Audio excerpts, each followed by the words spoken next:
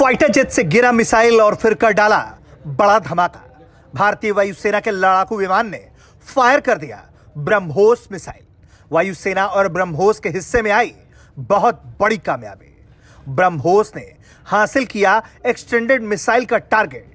वायुसेना ने जहाज को दिला दी जल समाधि।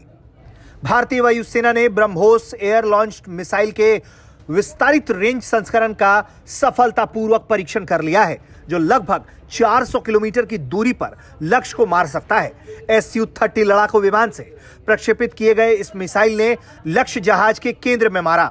यह मिसाइल हवा में छोड़े जाने वाले संस्करण के जहाज रोधी संस्करण का परीक्षण था, यानी कि एयर लॉन्च वर्जन के एंटी शिप संस्करण का परीक्षण था, जिसमें वायुसेना ने ब्रह्मोस मिसाइल को दागकर जहाज को जल समाधि दिलवा दी।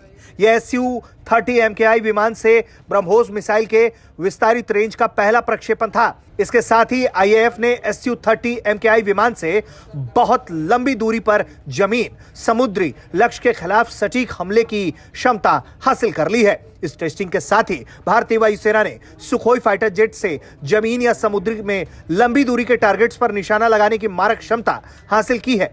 प्रिसिशन स्ट्राइक करने की क्षमता बढ़ गई है। परीक्षण में भारतीय वायुसेना के साथ DRDO, नौसेना, BAPL और HAL शामिल था। ब्रह्मोस के इस वर्जन से सुखोई की मारक क्षमता बढ़ गई है।